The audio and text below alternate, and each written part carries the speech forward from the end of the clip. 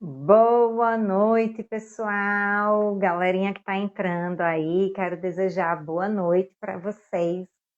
Hoje nós estamos com um tema maravilhoso e de cara eu já preciso pedir desculpa para vocês. Houve um erro lá na arte que estava escrito 20 horas, mas na verdade o horário era às 21 horas, né? Então sejam todas muito bem-vindas. Nós iremos estar falando sobre engravidez. E agora? Por onde eu começo, né? Com certeza, essa é a dúvida de muitas mamães. E essa live foi inspirada. Vou pegar um aviãozinho aqui. Peço para vocês fazerem o mesmo, tá, gente? Vou pegar um aviãozinho aqui e mandar para a pessoa que me inspirou a fazer essa live. A minha prima engravidou e me mandou o teste. E agora? O que é que eu faço?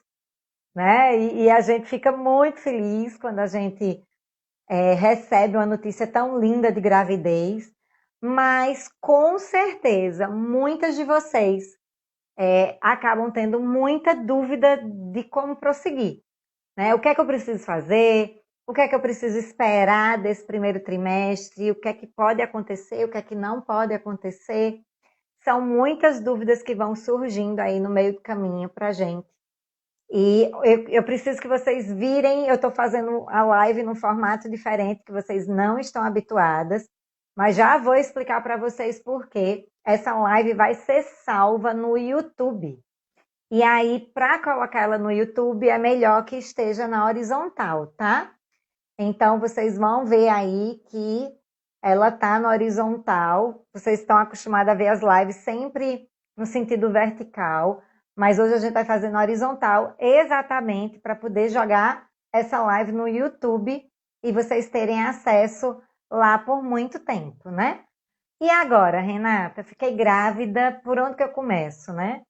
Então, primeiro eu quero começar dizendo para vocês que fiquem até o final, a gente tem uma surpresa para vocês, tá? Não deixem de participar dessa live. Se vocês tiverem perguntas, tem uma interrogação, um balãozinho aqui do lado direito do seu celular, tem um balãozinho com interrogação. Já coloca lá que no finalzinho da live a gente vai estar respondendo todas as perguntas. Estou só esperando Késia chegar para a gente poder dar início, mas é muito importante. Opa, a Késia chegou. Mas é muito importante que vocês não coloquem as perguntas de vocês, tá? No comentário. Vocês podem estar colocando. Pronto, vou até desativar comentário. Então, quando vocês quiserem mandar alguma pergunta para a gente, vocês podem estar mandando aí na interrogação. Clica na interrogação, manda sua pergunta, já vai colocando aí que quando a gente terminar o conteúdo, a gente vai estar respondendo. Bem-vinda, Késia.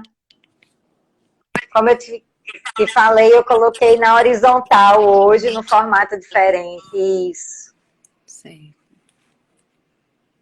Bem-vinda, meu amor. Boa noite. Boa noite.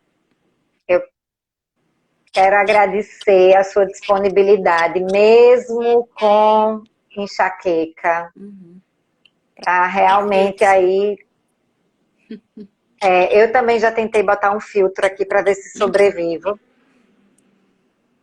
Mas vamos lá, hoje, conversar um pouquinho sobre engravidei agora, né? O que é que eu faço? Por onde eu começo? Mas antes eu quero me apresentar. Sou Renata Diniz, sou enfermeira, consultora de amamentação, laser terapeuta. A gente atua aqui em João Pessoa, cuidando das mulheres aí no pós-parto, preparando as gestantes para amamentar e para os primeiros cuidados com recém-nascido. E hoje eu convidei Késia, que graças a Deus os encontros virtuais estão acontecendo, porque os presenciais estão dificílimos de acontecer. E eu estou muito feliz de estar aqui com você hoje à noite, minha amiga. Espero que você fique bem.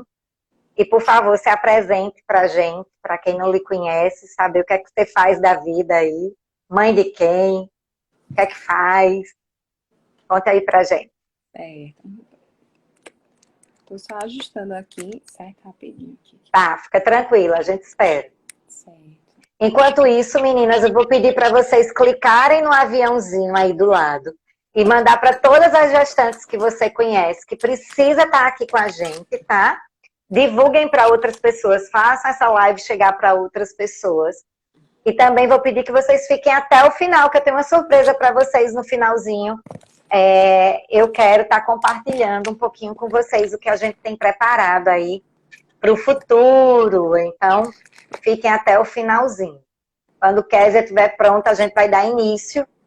Mas eu gostaria muito de falar que nesse iniciozinho tem reações diferentes, né? Quando a gente recebe aí o beta positivo, algumas mães podem chorar, ficam tristes porque saiu fora do planejado, não era o que estava esperando.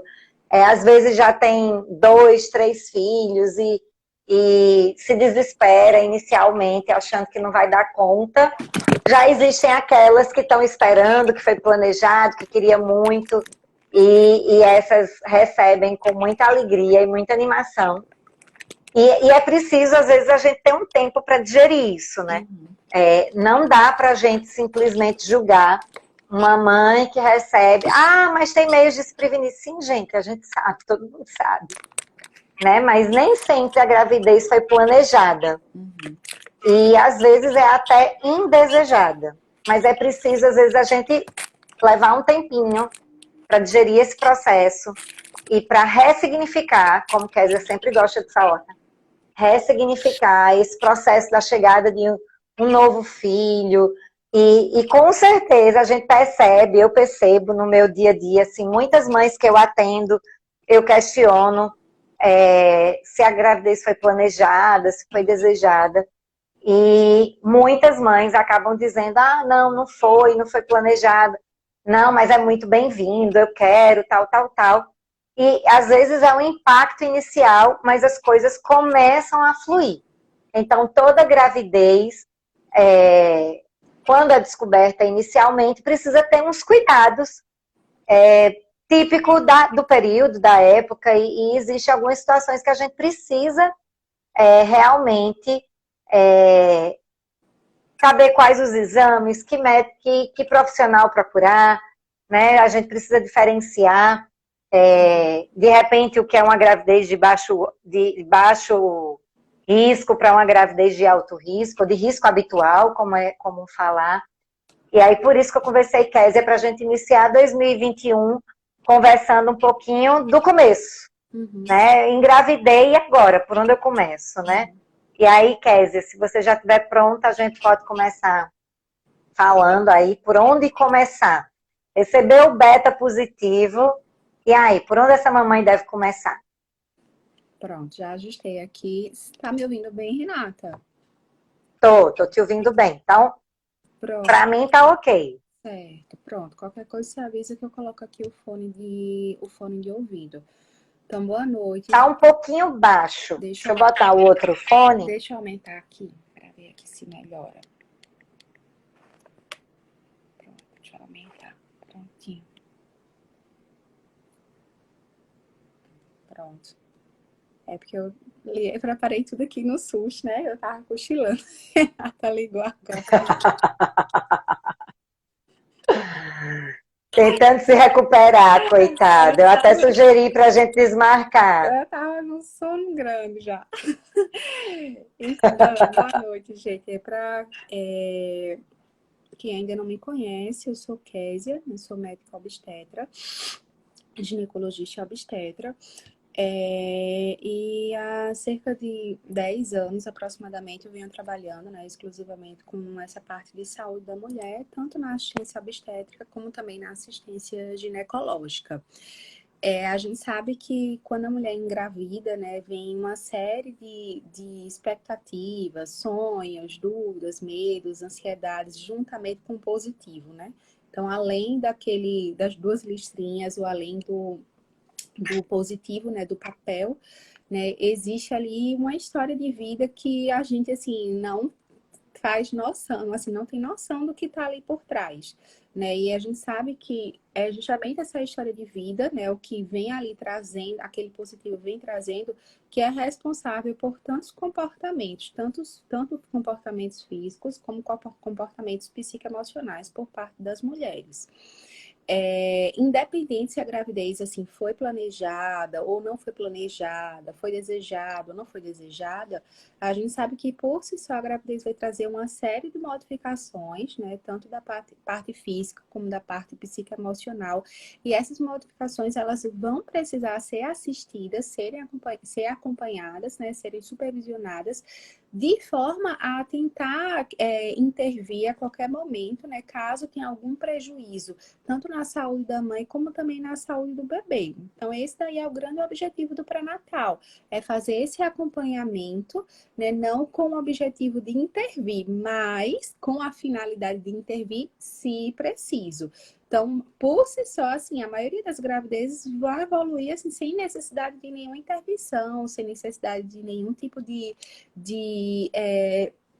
medicação curativa, enfim, nada que a gente precise realmente intervir ali para garantir esse bem-estar. Então, a maioria das gestações é gestação de risco habitual, que é uma gestação sem outras complicações, né? Mas precisa estar ali sob o olhar atento de um profissional, né? Seja o profissional, o médico, né? Seja a enfermeira ou o enfermeiro no caso do pré-natal de risco habitual, que é o que a gente popularmente é conhecido como pré-natal de baixo risco.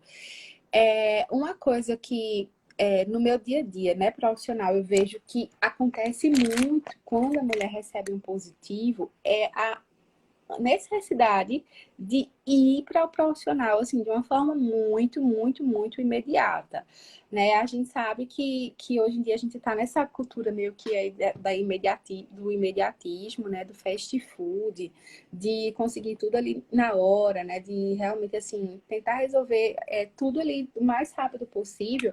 E isso também acontece na primeira consulta do pré-natal. Então, eu, pelo menos, passo por muitos pedidos de encaixe, muitos pedidos de tentar trocar a data, muitos Como se tivesse já um risco inserido nesse processo, isso, né? Como se já tivesse um risco e que eu exatamente. preciso ir rápido, porque senão eu vou perder o meu bebê. Exatamente, assim, como se realmente assim fosse uma emergência, uma urgência. E a primeira consulta do pré-natal não é uma consulta assim emergencial e nem urgencial. Então, na maioria das vezes, hoje as mulheres têm descoberto a gravidez de uma forma muito precoce. Então, às vezes, antes do atraso menstrual, elas já sabem que estão grávidas. Então, às vezes estão o quê? Com 3 semanas e 4 dias, 3 semanas e 5 dias de relacionados à data da última menstruação e já sabem que estão gestantes. E aí, muitas vezes, elas chegam ali, né, muito ansiosas pela primeira consulta, né, às vezes até com a postura meio que pressionando o profissional, né, para ele agendar, porque está necessitando dessa avaliação de emergência e tem que agendar o mais rápido possível. E aí, quando você faz, digamos, o encaixe, quando chega, vê a urgência, a paciente lá está com 4 semanas, com 5 semanas de gestação. E assim, é uma gestação muito, muito, muito precoce, né? Assim, a gente sabe que, como eu já falei desde o início, né, que o positivo ele não carrega somente, né, um positivo, ele carrega ali uma história de vida por trás, ansiedades, expectativas, às vezes assim, mulheres que tentaram por 3 anos, 2 anos, 4 anos, 5 anos, outras mulheres que não estavam nem assim, sobre nenhuma hipótese planejando engravidar e aparecem, né, se vêem grávida, né, e a gente sabe que isso por si só traz muitas dúvidas e uma necessidade realmente de sanar essas dúvidas, né, mas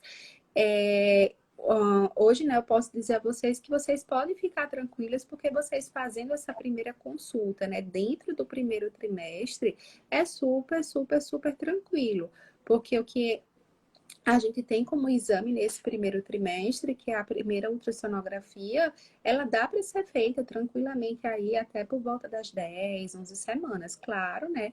Se fizer antes, por volta de 8, 9 semanas, é melhor. Mas assim, não precisa ir com urgência, nem com emergência ali. 4 semanas, descobriu hoje que está grávida, tem que ir para consulta amanhã. Fora isso, nessa ultrassonografia, a gente só vai conseguir, com certeza, ouvir o coraçãozinho do bebê a partir de 7 semanas. Então, muitas vezes, as mulheres são muito ansiosas fazer a ultrassonografia nesse tempo. Às vezes, não vem nem nenhum sinal de gestação intrauterina, né? Então, acha que quando tá lá o positivo, tá lá gestando, descobriu que tá grávida, no outro dia quer fazer. É como se já tivesse o bebezinho lá, né? Isso, no outro dia já vai fazer ultrassom. Quando chega lá, a ultrassonografista faz, mas eu não estou identificando nenhum sinal de gestação. Então, isso daí gera ansiedade, né? Gera medo, gera, né, uma necessidade ali de um acompanhamento ali seriado, né? Em dias, em semanas seguidas, que talvez se tivesse deixado para fazer daqui a 2 semanas ou 3 semanas, seria assim totalmente desnecessário, uma ansiedade totalmente desnecessária. Mesma forma, assim, acontece com os primeiros exames. Os primeiros exames, eles também podem deixar para serem feitos, né, 2, 3 semanas depois da descoberta, super tranquilamente. Então, assim, engravidou, e agora? Você vai escolher o profissional que você quer que faça o seu acompanhamento, né? Isso daí é um processo também muito, muito importante, né? Porque Sim. vai ser ali um caminho de troca, de construção, né? De partilha, onde você vai estar ali depositando tudo aquilo que você traz, tanto fisicamente como psicoemocionalmente falando, psicologicamente falando. E é importante que a mulher ela esteja com um profissional que ela se sinta confortável, que ela tenha empatia, né? Então, eu gosto muito de dizer que não tem profissional assim perfeito, né? Assim, tem o que é perfeito para mim, tem o que é perfeito para você. Então, você pode, assim, vir para mim e super se identificar, como você pode vir para mim, não se identificar, e isso nem por isso, assim, isso me faz ser uma profissional melhor, me faz ser uma Melhor ou pior? pior, né? Então, assim, essa parte da escolha, né, do profissional é super importante, né, no caminho do pré-natal, né, para escolher alguém que realmente assim caminhe ao seu lado, né, e aí se abrir aquilo que é próprio do tempo, né? Eu gosto de dizer muitas gestantes, né, que quando vem um positivo, né, vem também ali um mundo de ansiedades. Então, se você quer, assim, se você quer um tempo de prova, né? De provar realmente a ansiedade, isso daí se chama gravidez, porque a gente não sabe como vai ser, não sabe o que vai ser, não sabe quem vai vir pela frente,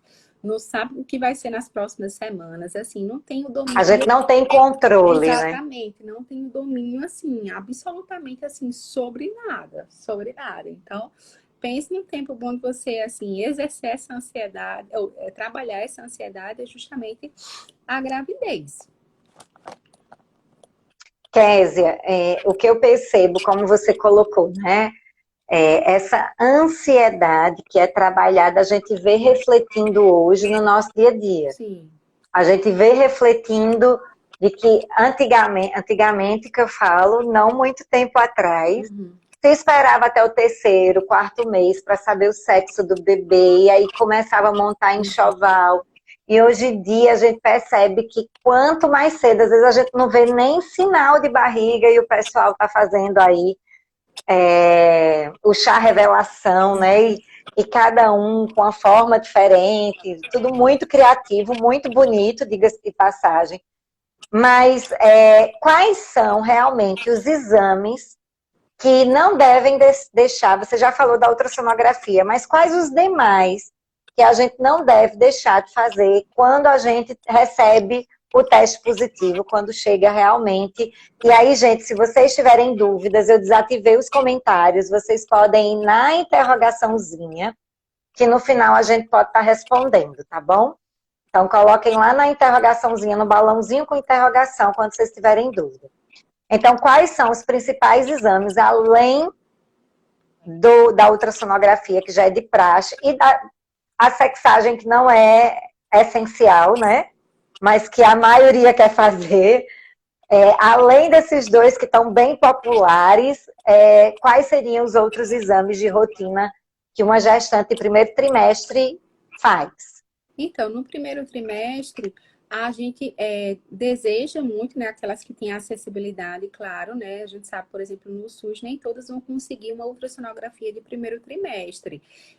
Mas se ela conseguir, por exemplo, a de primeiro trimestre ali por volta de 11 a 14 semanas, ali no início, no finalzinho do primeiro trimestre também super tranquilo.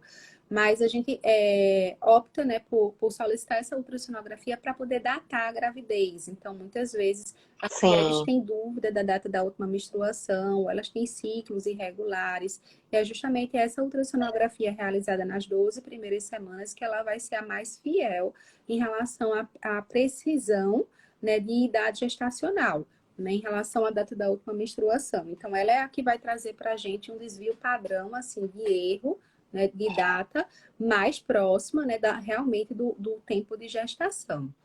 Fora isso, nesse primeiro trimestre, a gente faz uma avaliação laboratorial, tanto de exames que vão retratar para a gente o bem-estar da mãe, como, por exemplo, a investigação de anemia, como também exames que nos falem sobre o perfil infecto-contagioso da mulher. Então, a gente faz a investigação de infecção urinária, a gente faz a investigação das sorologias que a mulher pode ter e pode passar para o bebê, como, por exemplo, toxoplasmose, HIV, hepatite B, e outras alterações. Isso, VDRL. o VDRL, né, que é o de sífilis. Então, essa rotina laboratorial, ela tem esse objetivo de avaliar o bem-estar da mulher, como também fazer uma investigação, né, sorológica para a gente conhecer o perfil, né, da mulher que a gente está acompanhando. Então, por exemplo, se é uma gestante que já teve toxoplasmose, por exemplo, ela tem um padrão que agora ela já está imune. Então, vai ser super tranquilo em relação à orientação da parte alimentar, por exemplo. Se eu recebo uma gestante que tem um exame susceptível, nunca teve toxoplasmose, então eu já vou dar ali naquela consulta de retorno as orientações daquilo que ela precisa evitar na gravidez com o objetivo de prevenir essa contaminação. Então, os exames, eles são exames orientacionais, né, para poder a gente fazer essa orientação e informação, mas também são exames que nos vão trazer uma possibilidade de medicar ou entrar com alguma medida para oferecer um tratamento, caso seja necessário. Então, basicamente, assim, é esse rastreio, né, de conhecer a mulher através dos exames laboratoriais e de fazer uma avaliação ecográfica do que aconteceu desde a fecundação até a fixação do bebezinho dentro do útero, que a gente faz no primeiro trimestre. Nas consultas pré-natais, assim, eu gosto também de dar sempre uma orientação, seja para aquela gestante que chega para mim na primeira consulta, independente da idade gestacional, ou na condição de troca de trimestre, eu gosto de dar sempre a orientação na consulta de tudo aquilo que costuma acontecer como modificação fisiológica na gestação, né? Do primeiro trimestre, segundo trimestre, terceiro trimestre.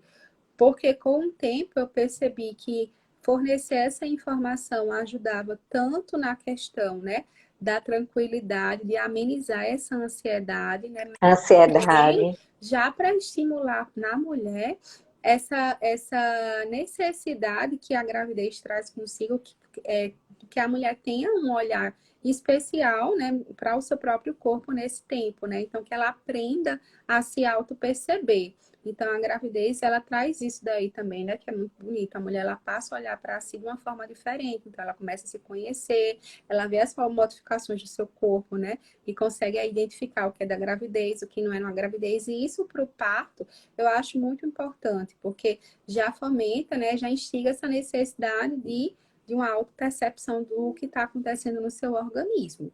Então, Exatamente. assim, na primeira consulta do pré-natal, a gente passeia por isso, por essas modificações fisiológicas, né, por esses exames de rotina, porque aqui eu normalmente, assim, eu sempre aconselho as gestantes, quando elas me pedem encaixe, né, tentem marcar direitinho. Se aparecer alguma desistência, alguma mulher que tem bebê, a gente faz a troca ou encaixa, porque normalmente é uma consulta mais demorada, né, a mulher. Fora isso daí, assim, lógico, muitas coisas a gente vai responder nessas informações, mas cada uma tem aí suas dúvidas próprias, né, dentro daquilo que tem como uma atividade de rotina, como hábito já diário, mas normalmente costuma ser uma consulta assim mais demorada, né, e todo o encaixe, por exemplo, nessa consulta acaba prejudicando tanto a qualidade do próprio encaixe, né, que isso que a gente não deseja numa primeira consulta do pré-natal, que a mulher ela possa sair daquela primeira consulta, né, realmente assim esgotada de suas dúvidas,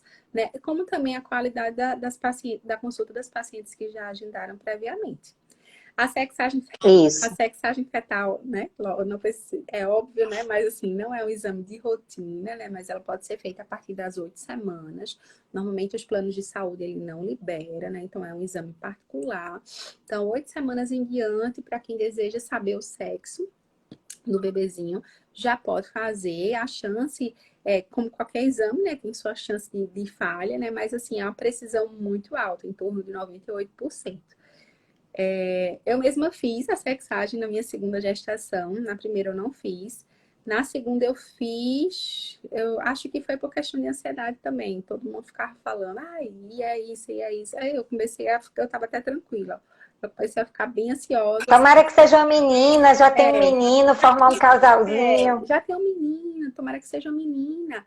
Ah, eu sinal comentários tipo, se for outro menino, tenho certeza que ela vai pro terceiro ou quarto. Se até vir a menina. Ou se for a menina, tenho certeza que ela vai parar. E aí, como eu tinha uma viagem na época para fazer, eu ia viajar para, acho que era para Fortaleza, eu ia estar com umas 15 semanas. E se fosse menina, eu ia encomendar algumas coisas lá, porque lá trabalha muito com essa questão, né? De bordado, de gripe, renda, essas coisas. Aí eu disse, não, eu vou fazer, né? Porque se eu não conseguir ver o sexo com 15 semanas pela ultrassonografia, como eu vi o do menino, né? Pelo menos eu já viajo ciente. E aí eu fiz também por esse motivo. Mas assim, é uma escolha muito pessoal, né? Assim, que não cabe nem em julgamentos, né? Eu mesma era daquele grupo. Não, Eu mesma era daquele grupo que dizia que não ia fazer de jeito nenhum. É que nem na pandemia. é igual mêsversário. É igual mesmo. Que tem muita mãe que diz, nunca que eu ia fazer festinha todo mês, que absurdo. Aí quando tem o menino, tá lá, um mês, dois. A única coisa, assim, né, que a gente orienta nesse tempo para pesar, né, nem prezar, para pesar bem essa questão da exposição das saídas é por conta da pandemia, né? Então, toda a orientação. Do Covid. Isso, toda a orientação que a gente dá hoje, né, falando sobre exames que são realmente essenciais e exames que não são essenciais, assim, é com essa finalidade. Então, por exemplo, quando a gestante ela chega na consulta com a translucência nucal, com as 13 semanas, 14 semanas, por exemplo, eu já deixo avisado nessa consulta que a próxima ultrassonografia obrigatória vai ser a ultrassonografia só morfológica do segundo trimestre, daqui a uns 2 meses e meio, que é com 22 semanas aproximadamente. Que é uma Pronto, elas morrem. muito importante, que é para fazer avaliação de toda a formação do bebê. Pronto, se disser assim, nossa, 2 meses e meio para um ultrassom é quase que uma tortura, né? Aí eu digo, ó, nesse meio tempo, alguns casais optam por fazer uma ultrassonografia que é só para saber o sexo do bebê. Do ponto de vista técnico, não vai me acrescentar nada, não preciso dela. Inclusive na pandemia, assim, pese essa questão da exposição. Tipo, eu falo tudo e ela faz. Mas eu vou fazer mesmo assim, né? Então, Fica à vontade, a decisão é sua. Né? É uma coisa que, assim, a gente não... Na gravidez, assim, uma das coisas que a vida de obstetra, assim, me ensinou que é melhor ter paz que ter razão, né? Então, faço as orientações, né? Mas aí eu sigo aí optando pela paz que ter razão, porque cabe o bom senso, né? E aquilo que faz parte, né, das escolhas mesmo, da consciência de cada um. Eu acho que isso é uma coisa bem histórica, Késia, que a gente parece que para ter controle, a gente precisa ver. E ao longo da história, a gente percebe que o pré-natal passou a ser monitorado mensalmente, de maneira exagerada, desnecessária, que muitas vezes só vai servir para atrapalhar e gerar uma ansiedade ainda maior sobre algumas questões. Então, tanto isso entre o primeiro trimestre e lá quando precisa fazer a morfológica, a gente percebe que fica um vazio, né? Ali 2 meses e meio entre uma ultrassonografia e outra, que é necessária, e a gente precisa separar o que é essencial do que é simplesmente porque eu quero, né, ver o bebê. E a gente do último trimestre mais próximo ali de ter bebê é outra ultrassonografia que acaba atrapalhando muito no processo de deixar o bebê em paz e deixar o bebê vir no dia dele. Né? Mesmo que eu sempre digo, mesmo que a mãe diga, eu só quero cesárea, cesárea, cesárea, mas espera o tempo do bebê. E aí a gente percebe que muitas vezes, eu que acompanho aí no pós-parto, marcou a cesárea porque tinha líquido demais, porque tinha líquido de menos, porque tinha uma volta de cordão, porque o cordão era curto, ou seja, N fatores que quando você vai observar realmente a fundo, não eram indicações e que acabaram virando indicações. Então, isso era uma coisa que eu queria pontuar, e eu queria voltar um pouquinho na questão do pré-natal e deixar bem claro que isso que Kézia colocou, né? Esses exames que são pedidos nesse primeiro trimestre, tanto de sorologias, como também para ver se tem anemia, se tem infecção urinária, tudo isso é feito no SUS também. A enfermeira, o enfermeiro que estiver acompanhando a mulher de risco habitual vai solicitar isso, e se for necessário, se essa mulher evoluir para um risco, uma gestação de alto risco, ela vai ser encaminhada para o obstetra que vai estar fazendo a unidade, que vai estar fazendo o acompanhamento, como também, no particular, os exames praticamente são os mesmos, né? Com exceção da ultrassonografia, que a gente sabe que quem está no SUS acaba tendo um pouco mais de dificuldade de conseguir logo de cara na via pública. E aí você tocou num ponto, acho que muito importante para a gente falar. Por quê? E aí fica a minha pergunta, por que uma gestante precisa se preocupar ainda mais? Então, engravidei, e agora? Por que eu preciso redobrar os meus cuidados em relação ao Covid? Né? Por que a gente fala que a ultrassonografia poderia ter esse espaçamento de 2 meses e meio para você não se expor? Eu tenho acompanhado aí, o meu marido passou esse mês de janeiro inteiro trabalhando no shopping, com salão de imóveis, e ele me disse, Renata, eu estou assustada, porque o que eu vejo de idoso e de gestante, para lá e para cá, e assim, ele com todos os cuidados, eu em cima dele buzinando toda hora, né, porque chata com Covid sou eu, e a gente percebe que o pessoal simplesmente realmente tá assim, deixa a vida me levar, a vida leva eu. E aí, dá para seguir assim? A gestante, ela foi inclusa, né, logo, acho que um mês e meio, se eu não me engano, 2 meses depois de ter sido declarado, né, a quarentena, né, aqui no Brasil, já como grupo de risco, em função da evolução dos sintomas que ela apresentou, né, pelo menos aqui no Brasil, né? Então a gente sabe que a gestação ela traz uma alteração, uma tendência, por exemplo, alterações de coagulação e o COVID também, né? Então, somado esse risco, torna a gestante ali de um grupo, de um potencial para desenvolver quadros sintomáticos um pouco mais graves. Em função disso, fora algumas alterações, né, que já estão comprovadas cientificamente em relação ao bebê, a predisposição de parto prematuro, alteração de frequência cardíaca do bebê, até mesmo óbito fetal durante o trabalho de parto prematuro em função dessa alteração de frequência cardíaca. Em função disso, assim, daí todas as orientações, né, e cuidados, né, medidas preventivas para fazer com que a gestante realmente assim fique em casa. Hoje, por parte dos funcionários, por parte trabalhista, assim, a maioria dos empregos, né, tem realmente afastado, né, as gestantes, seja de afastamento mesmo, seja transferindo a gestante, né, para outros setores, Setor. com menos exposição. né? Mas isso daí é algo bem real no início, né? A gente tem que ficar dando declaração, solicitando afastamento. Hoje, assim, é tão real que, para você ter ideia, eu tenho uma gestante que ela disse para mim, olha, no início da gestação, olha, eu vou esconder que eu tô grávida porque eu não quero deixar de trabalhar. Tipo, ela opta por se expor, ela opta por não dizer no trabalho que está gestante, para não mudarem ela de setor, para não afastarem, né? E, assim, acaba perdendo um benefício É o risco. e assumindo um risco completamente desnecessário, né? Que...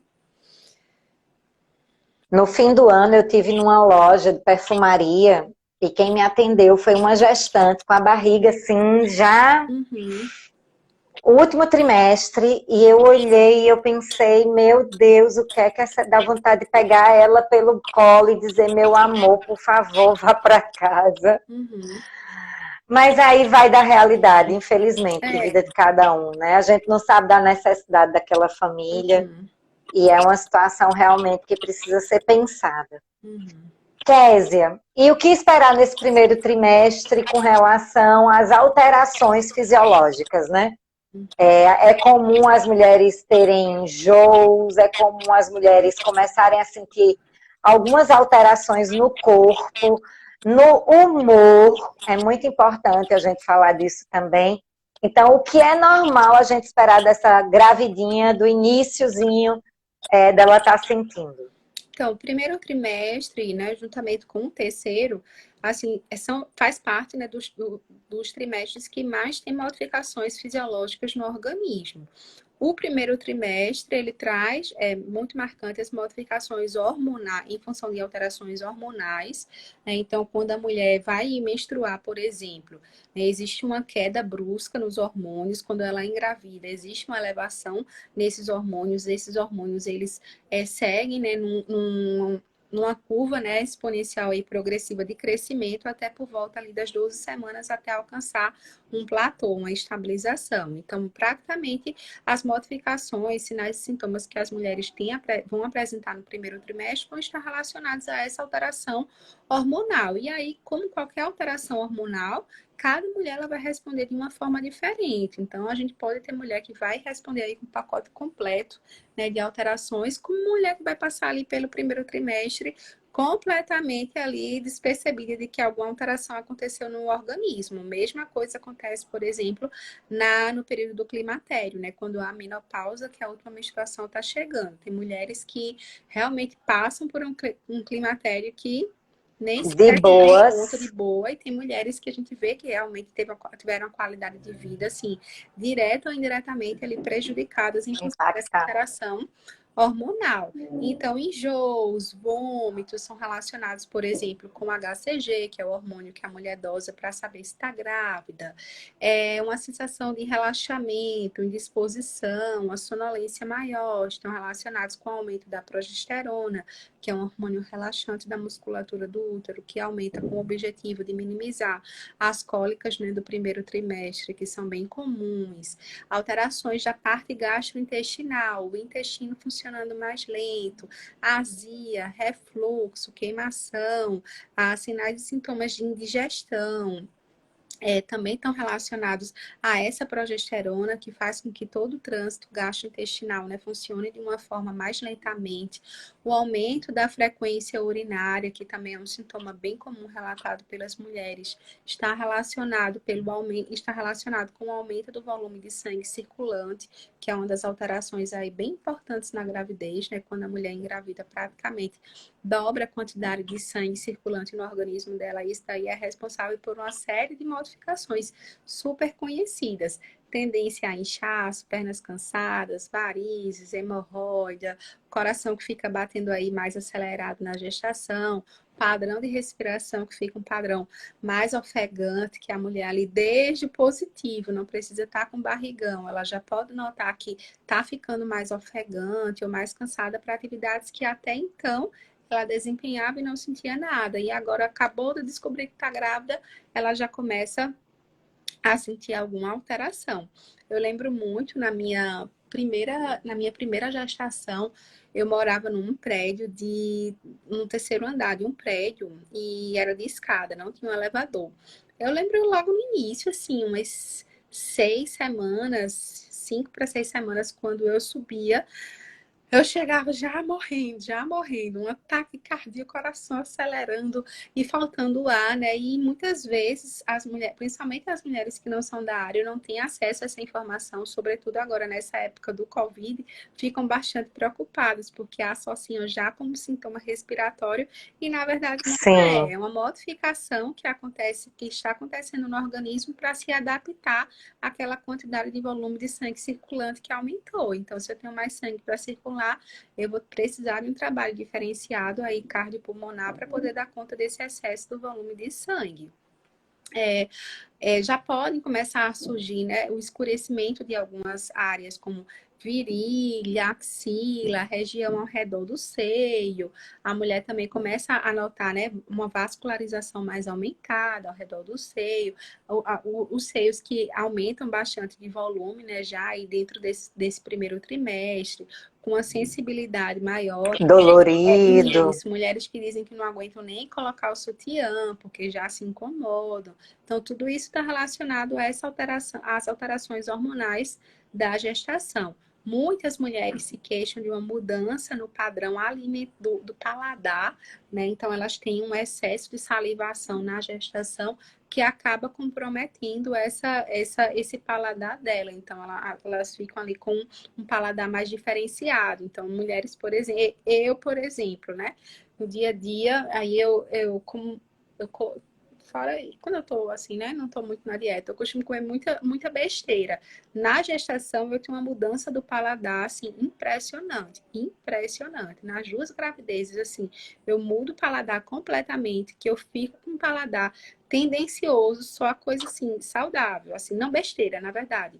Eu não fico com muita vontade de comer doce, eu quero comer comida mesmo, sem ser lanche. Tanto é que eu engordo muito pouco na gravidez. A primeira gravidez eu engordei 5 quilos e a segunda eu acho que eu engordei 6. É porque eu tenho essa mudança bem perceptível aí do meu paladar, né? Mas tem mulheres que também têm a mudança ao contrário, né? Querem muito comer doce e acabam se perdendo um pouquinho ali no ganho de peso. Ô, Kézia, e para esse desconforto dos enjoos, o gelo, frutas cítricas, ou ter sempre uma bolachinha creme crack próximo, são coisas que podem estar ajudando essa mulher?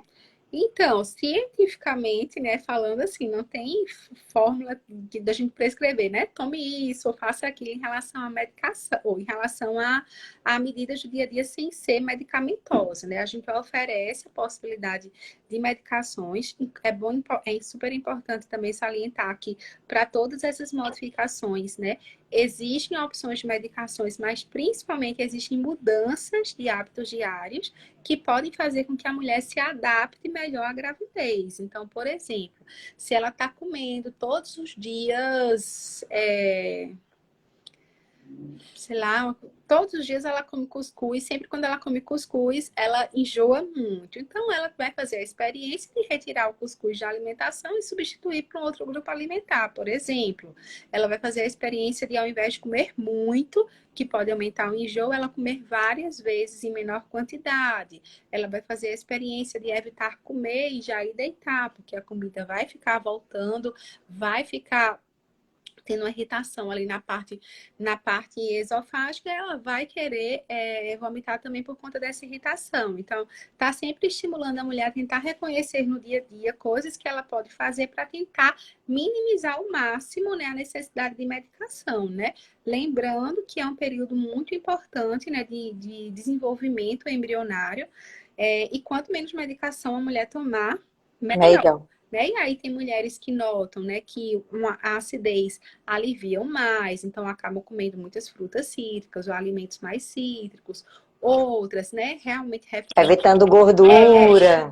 evitando gordura, evitando fritura, comidas mais geladas, que notam que amenizam mais. Mas aí, assim, cada mulher vai ter a sua fórmula aí em relação a isso, vai descobrir aquilo que vai ficar melhor para você. Outras, né, optam, por exemplo, não tomar café da manhã logo cedo, assim que acordam, né? Muitas dizem assim, eu vou beber uma água gelada e aí depois eu já fico melhor para começar a comer, né? E lembrando assim que é uma modificação também fisiológica, né?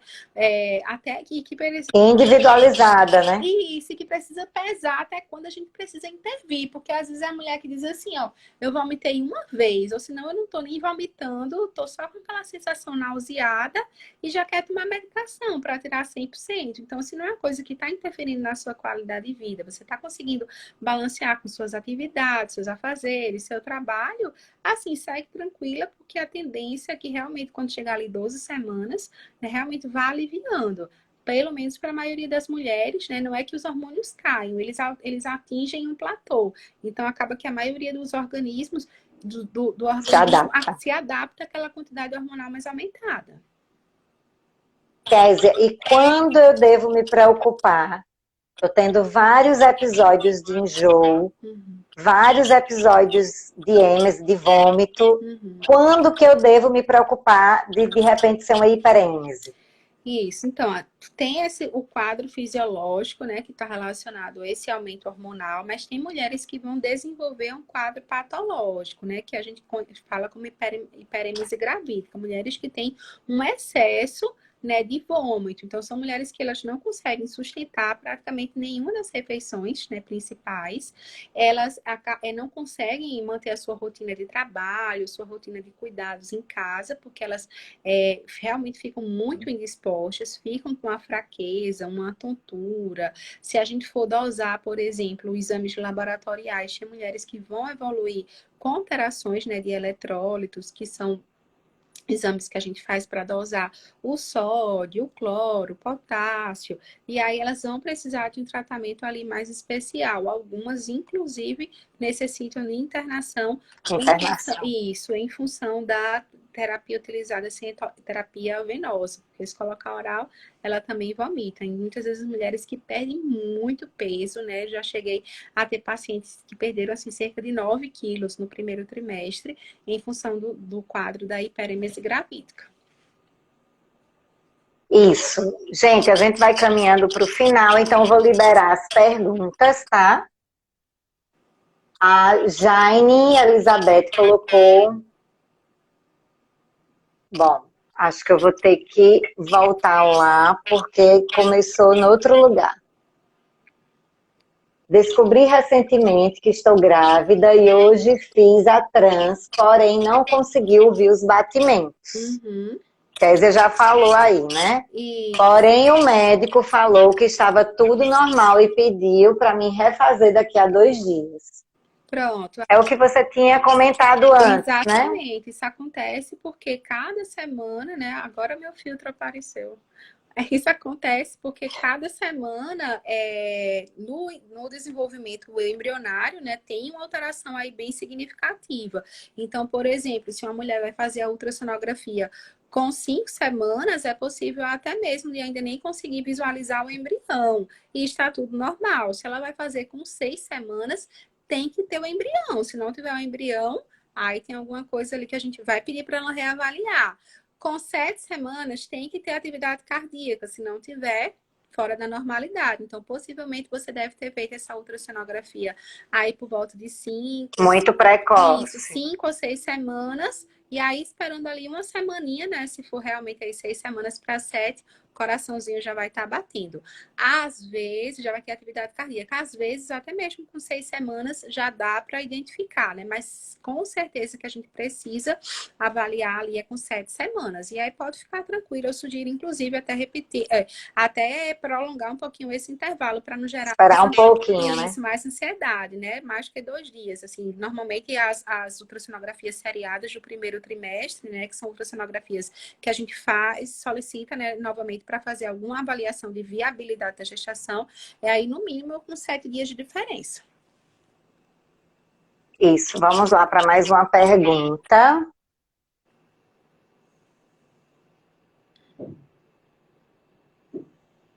Gravidez, 42 anos. É necessário manter repouso, mesmo estando tudo bem? É alto risco? Oi, Carol, tudo bom? Saudades. Então, é alto risco por conta da idade, né? Então, a gestante, né, nessa idade é considerado um grupo de alto risco. É alto risco para alterações de malformação, por exemplo, porque ela pode ter um óvulo, né, com uma qualidade, né, um pouco mais baixa do que mulheres, por exemplo, com 20 anos, e para o desenvolvimento de condições clínicas, né? Hipertensão, diabetes. Então, ela precisa de um acompanhamento especializado, um acompanhamento de alto risco para poder fazer esse segmento. Não necessariamente ela vai ter todas essas, ela vai ter alguma condição de alto risco, talvez ela seja um alto risco só pela idade, aí siga a gestação aí sem nenhum outro risco adicional. Tudo ok. Super tranquilo, né? Mas só que ela vai precisar de uma supervisão ali mais atenta em relação a isso.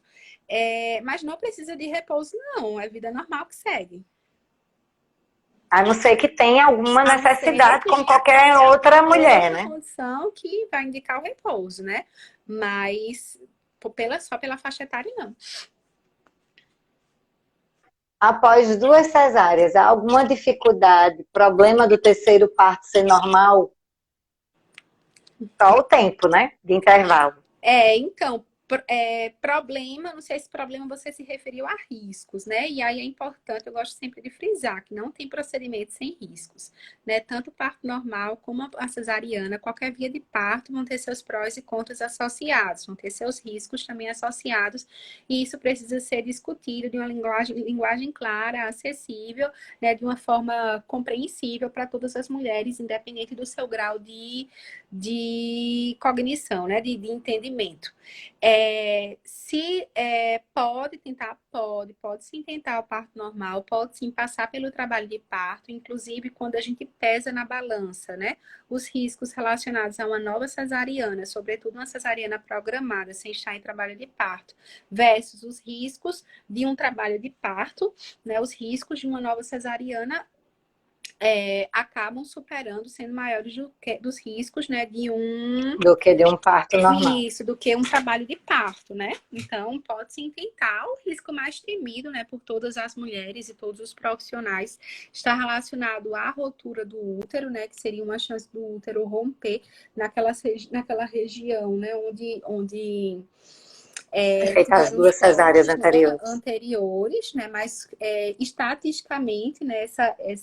Cientificamente, melhor dizendo, a estatística para que isso aconteça ali varia em torno de 1,5%, 1,7%. Então, é um risco muito baixo, né? Claro que quando acontece é uma situação assim de emergência mesmo, né? Mas é um risco muito baixo frente aos outros riscos relacionados a já ter tido 2 cesarianas anteriores. Risco de ter alguma lesão em algum órgão próximo por conta da distorção anatômica dos órgãos estarem fora do lugar, risco de sangramento mais aumentado, enfim. Mas pode-se tentar. Maravilha. Grávida de 4 semanas, só tenho consulta com Kézia no final de 4 de março. Dá para esperar até lá? É o que a gente falou agora, né, Tati? Isso. Exatamente. Que 4 semanas dá para esperar, tá tudo ok. Semanas bem no iniciozinho, então aí acabou de descobrir. Vai estar com o quê? 6 semanas? Acabou de descobrir a gestação. Se for daqui a um mês, né? Vai estar aproximadamente aí com umas 8 semanas, aproximadamente 7 para 8 semanas. Então dá super tranquilo, né? Para esperar, né? Como eu tô com a agenda aí um pouquinho cheia, né? Eu ainda ofereço para aquelas gestantes, né? Que quiserem, né, antes, né, tentar adiantar aí os exames, né, mas não antes que 7 semanas, né, deixar aí para fazer de 7 semanas em diante, para já chegar nessa primeira consulta com todos os exames, né, mas aí, assim, é super tranquilo e agora tem que começar o ácido fólico, né, que é o suplemento que a gente orienta, mas aí normalmente as mulheres já têm essa informação aí bem acessível. Já estão em uso. Já estão em uso, né, do ácido fólico, que é a suplementação que a gente orienta com o objetivo de prevenir malformações no sistema nervoso. Eu vejo que quando é tentante, ela já está tomando antes do positivo. Exatamente, né, que tem essa recomendação medicação também, né? Para ser tomado aí por volta de 90 dias antes, Precocemente, né? quando se tem essa programação. Mas aí dá tranquilo, Tati, para esperar, certo? Qualquer coisa, você pode deixar uma mensagem no meu direct. Eu tô aí em débito aí dos meus directs há uns 10 dias. Mas aí você pode deixar a mensagem, porque qualquer coisa a gente já deixa adiantado alguns exames que você passa lá na clínica para pegar a guia dos exames e aí você já adianta quando você tiver por volta de 7 semanas aproximadamente. Já vem junto, né? Isso já vai junto. Ó, ela mesma também perguntou sobre a vacinação do Covid, a partir de quantas semanas a gestante pode estar sendo vacinada. E primeiro a gente precisa lembrar que gestante não Está entrou inclusa no grupo da como vacinação. público-alvo para vacinação, tá? Só se você estiver dentro de um dos grupos prioritários, como profissionais de Exatamente. saúde que estão. E aí, Vai se avaliar, responda, Kézia, e pra gente. aí nesses casos vai se avaliar aí o risco-benefício assim do uso, né? Só pelo fato da gestante não ter sido inclusa aí nesses estudos. Somente por isso, né? Mas se for pela composição, por exemplo, a Coronavac, que é o vírus vivo atenuado, que é o vírus atenuado, é a mesma composição da hepatite B, por exemplo, que a gestante toma, né? Mas como a gestante ela não foi inclusa aí no grupo, né? Então, nos grupos de Não risco, né? tá. Não está incluso, então não tem assim essa orientação em relação a quantas semanas, não.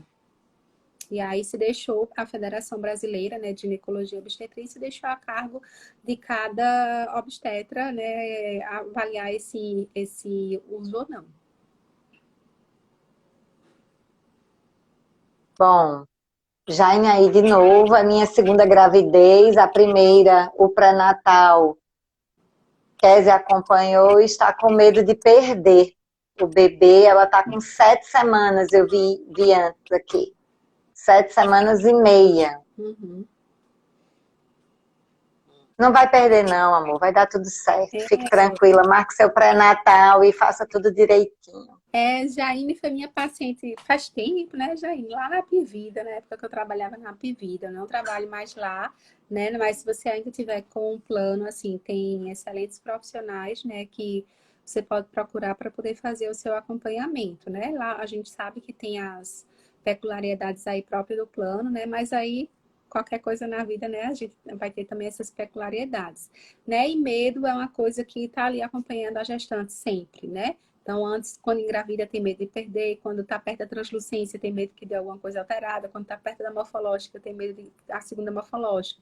Medo que dê alguma alteração, tem medo do parto. Então, o medo, ele sempre anda junto, porque o medo caminha junto com a ansiedade, né? De você não ter esse controle. Então, é algo bem comum de ter na gestação. A gente só precisa dosar ali realmente até quando é esse medo dentro do comum, né? Ou quando passa a ser algo patológico, Ou é né? Quando a patológico. mulher deixa de viver a graça que a gravidez traz por si só, ela deixa de aproveitar, né, o tempo da gestação, aí realmente ela precisa dar ali uma pausa, a gente precisa trazer a mulher de volta a si mesma, né, para que ela realmente a gente possa trabalhar, né, as causas desse medo. Isso, Kézia. A Raíssa está dizendo que ela teve já aborto espontâneo, que já foi o segundo.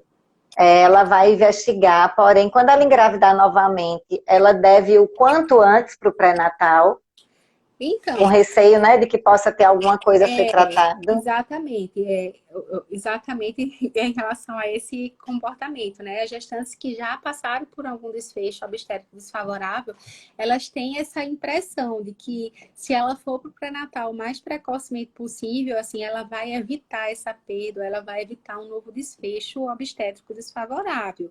E aí, assim, nem sempre isso daí é o que acontece, principalmente em caso de abortamento de primeiro trimestre, porque a gente sabe que cerca de 70% vai estar relacionado por alterações, por malformações, por exemplo, alterações cromossômicas, que vai depender daquilo que o profissional assistente iria fazer ou independe daquilo que a mulher poderia fazer para evitar. Agora, é claro que em casos de abortamentos consecutivos, né, que o livro considera ali 3 ou mais, né, mas aí normalmente na prática do dia a dia, a partir de 2 a gente já está investigando, se ela identificar uma causa e essa causa, né, daí presumir uma atitude, uma conduta ali mais ativa, ou de orientação ou de medicação, quanto mais precoce ela for, melhor. Melhor, né? Isso. Aí ela colocou uma pergunta que ela fez na última, uma ultrassonografia com 5 semanas, se a ultra pode ter provocado esse aborto. Não tem nenhuma correlação, não. E aí, infelizmente, assim, é muito comum, né, por parte das mulheres no primeiro trimestre fazerem associações, né, com coisas que elas fizeram, procedimentos que elas fizeram para justificar aquela perda. Então, isso acontece, por exemplo, com o citológico. O citológico, ele não tem nenhuma contraindicação de ser colhido no primeiro trimestre. Mas, às vezes, na coleta, sai um pouco de sangue. E aí, 2 semanas depois, uma semana depois, a gestante evolui com uma perda que não teve nenhuma correlação com o citológico. Um E aí, citológico. ela acaba correlacionando. Será que foi o citológico? Então, isso acontece com o citológico, isso acontece com ultrassonografia, acontece com atividade física, essa correlação, acontece com alguma medicação que, porventura, a mulher tinha tomado, porque é natural a gente tentar encontrar Achar a culpa do negócio, isso, né? uma culpa, é super natural, mas aí pode ficar tranquila que não Faz foi a parte. causa. Olha, mais uma perguntinha pra gente. Ela fez uma cesárea dia 28 de dezembro, quando mais ou menos a menstruação tem que chegar. Não tem como a gente dizer isso com precisão, principalmente se você estiver amamentando. A amamentação, ela causa um Isso. bloqueio, né, no ciclo, pode causar um bloqueio no ciclo menstrual, né, principalmente se for a amamentação em livre demanda, e aí tem chance aí de passar um tempão sem vir a menstruação. E a gente dá glória a Deus. É. Lourdes, estou com 13 semanas, desde o começo da gravidez sinto muita cólica a ponto de não conseguir fazer nada. Uhum. É o que você falou, né? Que as cólicas são normais Isso, as aí, cólicas, provenientes desse primeiro isso, as trimestre. cólicas elas podem ser comuns, né, por conta do crescimento do próprio útero, mas se é uma cólica que está prejudicando diretamente assim a tua qualidade de vida, não está conseguindo fazer nada, não está conseguindo Vou trabalhar, por investigar. exemplo, merece uma investigação, né? Pode ser que você tenha só um útero ali mais sensível, né? E aí, se for o caso, tem a opção de medicação também que ajuda a aliviar essas cólicas.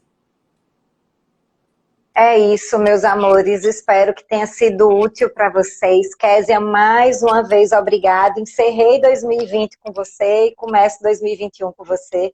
Será que 2021 sai o nosso café? Tá difícil, hein? Deus quiser, vai sair. Esse café tá mais cantado do que só Jesus sabe o quê.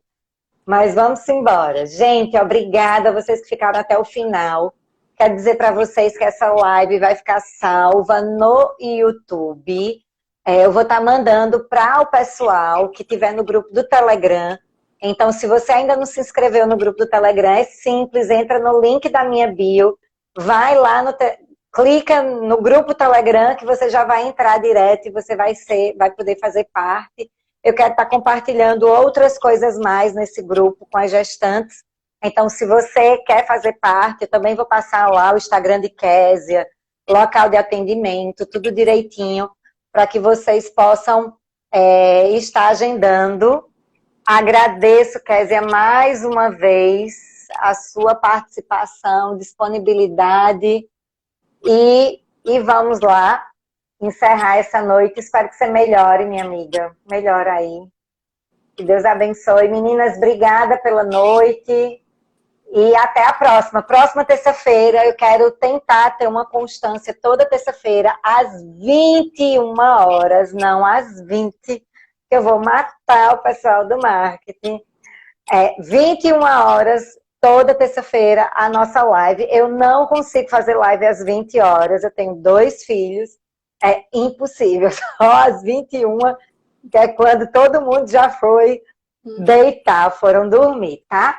Késia, mais uma vez, obrigada, meu amor, pela disponibilidade. Obrigada a você, Renata, mais uma vez pelo convite, né? Então, é muito bom, né, encerrar e começar o ano, né? Falando e fazendo, né? Daquilo que a gente gosta, né? E obrigada a todas que participaram de hoje da live, né? A gente sabe que é um tema é muito importante, né? Mas é um tema que restringe um pouco, né? Mais aquelas que estão ali naquele primeiro trimestre, né? Ou aquelas que estão desejando engravidar, né? E parabéns para todas que estão com seu recém-positivo, né, em mãos, né? Que seja uma É gestação verdade. de muita, muita, muita, muita saúde mesmo, né? Que é isso que a gente mais Amém. deseja, né? Tanto para a mãe como também para o bebê. Isso aí, Kézia. Obrigada, meu amor. Sei que hoje foi um sacrifício para você. Muito obrigada, viu? De nada. Beijo, meninas. Boa noite. Fiquem com Deus e até a próxima.